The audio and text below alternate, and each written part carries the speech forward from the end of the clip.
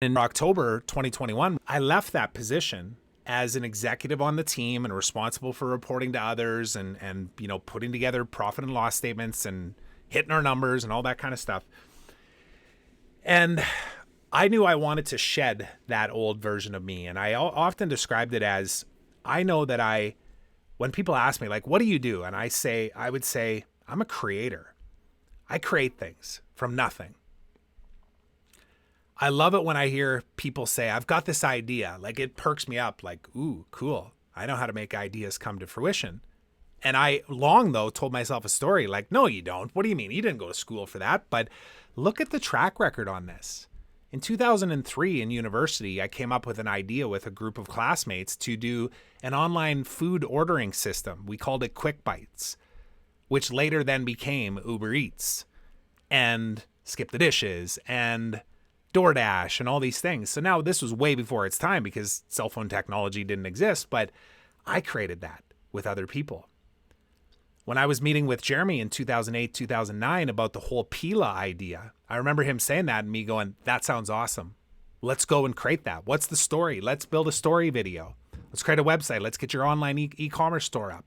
Everybody else thought he was insane. But that is who I am. I am somebody that constantly reinvents myself. And that's why I'm here confidently able to say to you, you can do it too. And if you say, no, that's not who I am, then that is the truth. You're right, because you've made up a story that says that you cannot redefine who you are. And now redefining who you are sometimes can be scary when you don't know what direction you're going in, which is why it's important to journal about this, to really go deep and think, what do I want from life? Who am I here to be? What kind of legacy am I here to leave? And it changes over time. Like, you get clarity on these things as different things happen. When my wife and I lost our two kids, we lost two kids at preterm birth. And then we had our oldest son born 6 weeks early, which was scary, but he was in the NICU for 6 weeks. And then our second son was born 16 weeks early and he barely survived. He was like just over a pound. He's a miracle baby. That could have taken me down. That could have caused me to say, you're not cut out for any of this stuff. You're not supposed to be this person that is constantly reinventing himself. You need to go create stability. Your family needs you to create stability now. How could you be so selfish to follow your heart? But I'm here to tell you that when you actually follow your heart, regardless of anybody around you, your wife, your husband, your partner, your kids, your family, anybody, you follow your heart, truly, that those that are supposed to be on the journey will come with you and they will support you. And again, that's another scary thing for people because I personally was scared shitless of that in my first relationship, my first marriage. I long thought when I was going through the first business that I owned, that business, I was so intently committed and driven to that business that it consumed everything in me, which obviously made my relationship suffer, which obviously made my wife not want to be with me anymore because I was checked out. And that was the responsibility I had to take in that relationship. I wanted to play victim. How could she leave? How could she possibly say that this isn't working? Look at all I'm doing to make our family work. But the truth is she was right. I was disconnected. I was focused solely on one thing, which was I'm going to prove everybody wrong. I'm going to be a successful entrepreneur. I don't even know what that means, but I'm going to figure it out. That is my identity. And that's why I created the 12 Dimensions of Life most recently too. And that's been a part of my journey in the last 9 months to just wrap my head around my intellectual brain. Because again, just being is all we need to be. But at the same time, we want to kind of put things in buckets, right? Like our personal health. Like I mentioned, I had a minor surgery today. It's actually on my stomach. I had like a sports hernia at one point and I had to get some stuff done to it. But But anyways, like our physical health, right? So that's a part of who we are. Our nutrition, what we eat, what we put into our bodies, our relationships, our families, our businesses, our influence, our impact, our mindfulness, our intellect, all of these things make up who we are as 3D human beings. And ultimately, we're all striving for the same thing, which is happiness. And I hate even using the word, but like healthy balance. Like you can't go all in on your business and say, I'm an analytical driver and that's who I am. So I know that I need to go find these types of people because that's who I can best sell my stuff to and that's who I best work with, and ignore your wife or your husband or your kids or whatever, because that's going to break down and you're going to lose that thing. And that identity that you held on to so much is going to be the thing that will actually tear down everything else that you thought that you cared about. And when I say you, I'm meaning to actually say me. So just take it in that context, because I'm talking to myself in this podcast. Until I could figure out like, oh, you know what? I can have all of this.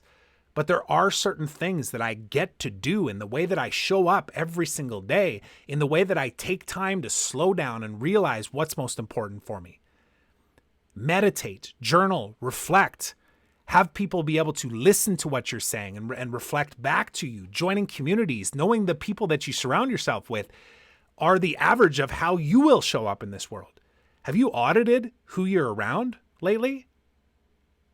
Not just your family, but your extended circle, your network on LinkedIn. Like all of the people that showed up on the masterclass that we did today, that was one of the first things that I did when we started was I just want to say I'm grateful that you're here.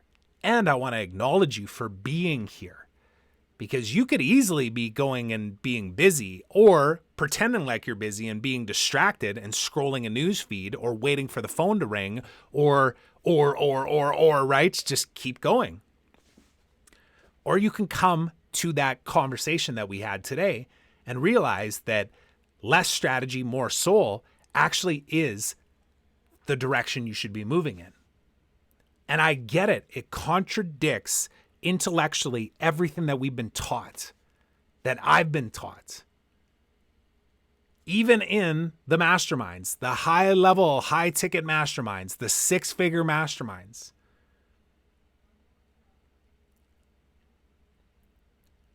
Where the promise is you will get the secret sauce from people that have been there and they will show you the way.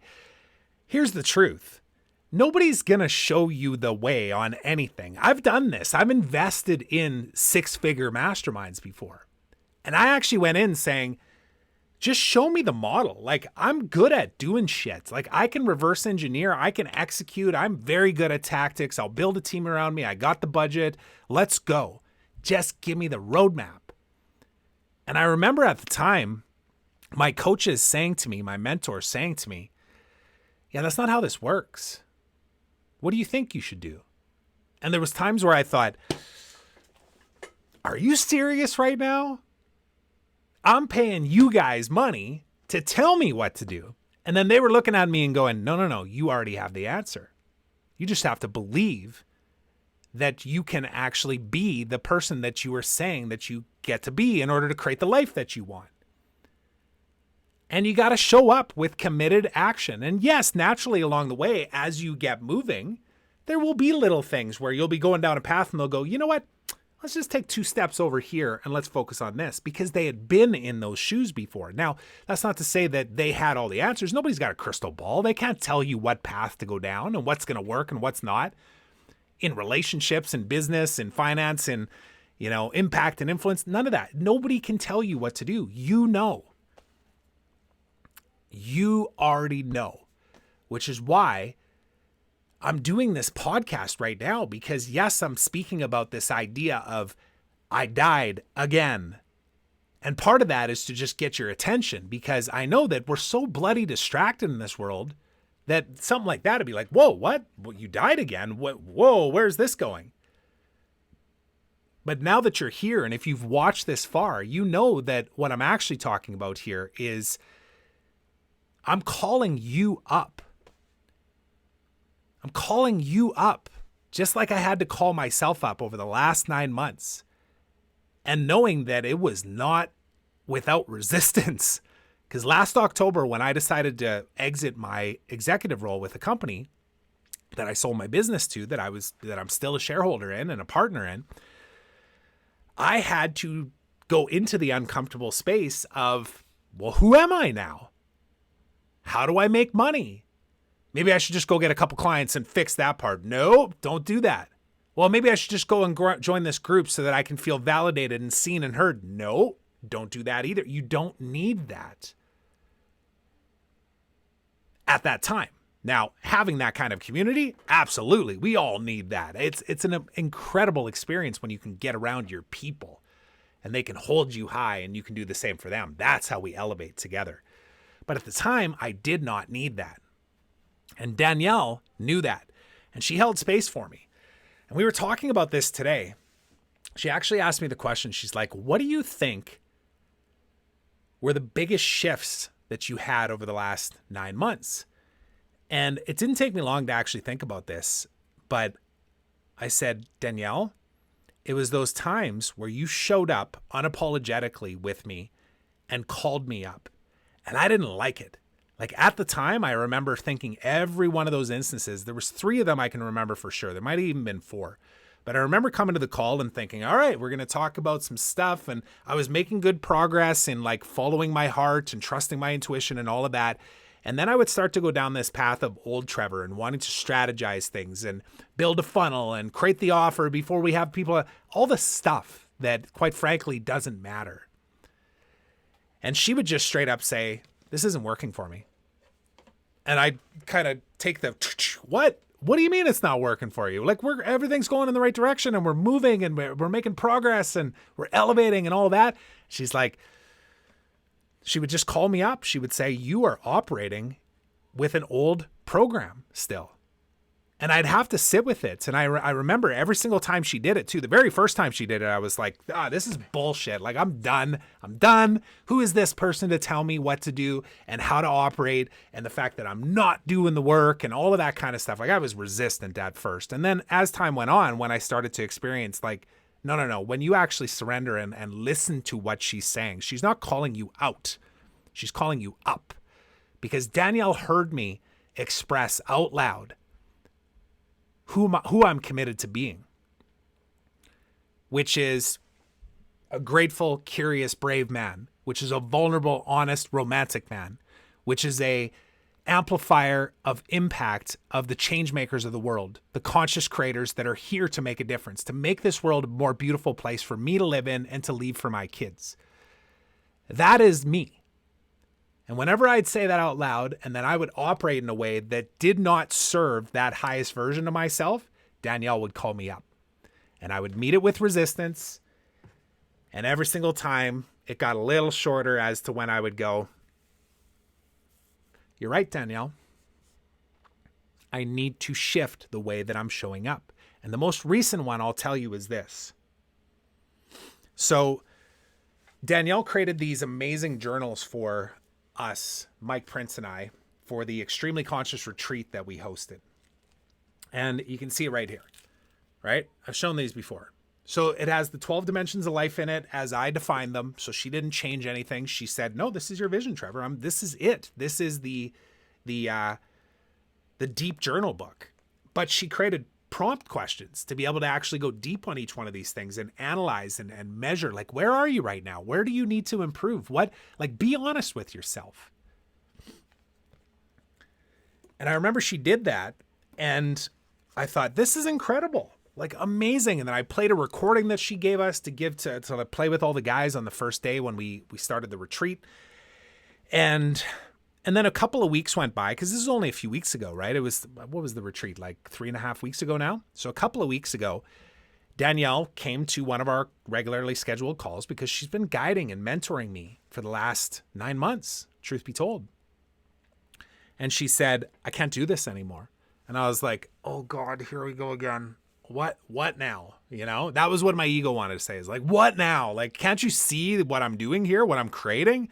Like, I got momentum here. There's a lot of amazing things. We created this amazing retreat. These incredible men showed up. We had this awesome experience.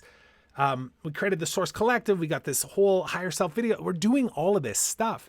And she's like, you're still not doing the work. And I was like, what are you talking about? She goes, are you creating space and time to actually meditate and sit in the silence and trust your intuition? And I was like, yeah, I've been pretty consistent with that. And she's like, are you journaling? Are you reflecting on the questions that I'm providing you, the prompts that I'm giving you? And are you writing it down, pen to paper, so that it lands, so that you can sit with it, so that you can trust and guide yourself? Because your higher self is trying to communicate with you. But every time you don't do it because you say, I'm just too busy today, or, oh, you know what, I'm going to sleep in a couple extra hours, I'm robbing myself of that actual higher vision that I've declared out loud to her, which again is scary, because the first time you say something out loud, like, this is who I'm meant to be, and somebody that hears it is actually brave enough to call you up every time you don't operate in that way, there's a hesitancy. I hesitated, like even saying out loud who I knew I was truly here to be, because then I knew that I couldn't be anything less than that, because Danielle wouldn't let me, quite frankly. And the people that I've chosen to surround myself with would also hold me high, because when you say it out loud and you declare, this is who I am, and I'm also open to the universe allowing whatever I am supposed to be to come to me as well. I'm not attached to an identity. I'm not attached to a desired outcome. I'm not attached to any of this stuff. I just know that I'm here to create an impact, that I'm here to be remembered, that I'm here to have my kids go, what an amazing dad. I'm so grateful to have a dad like that. To have the people that worked with me, or the people that I supported along the way, the connections that I made, go, man, that guy, like, he just always looked out for other people and wanted to make sure that everybody was taken care of and moving forward, and that connections were made. I've received stories like this. A friend of mine just called me up the other day, and he's like, hey, I just wanted to be the one to tell you directly on a call that I made an introduction to him and another friend of mine from university who is in a band, who's, they've had a very successful band for the last 10 years, and they've been looking for a guitar player. And I connected these two people like 10 years ago, and there was no opportunity to, collaborate musically. But 10 years later, they're now touring across Canada, and they don't have a lead guitarist. So this friend of mine went in and auditioned for it, and of course he got it. They were connected, and they were friends 10 years ago. And they were connected because of music, but they were also just connected because of the humans that they are. Because I know both of these people. They are incredible human beings. And now they're creating beautiful music together, and they're inspiring people, and they're motivating people, and they're getting people on their feet. And they're getting people to high five and hug and scream and drink drinks and light lighters, if people do that anymore. Well, shine their cell phones, whatever it is now. But that is who I am. I connect change makers. I connect people that make the world a happier place. That's who I am. And every time I operate out of integrity or out of alignment from that, I get called up by Danielle and the people that I've chosen to surround myself with.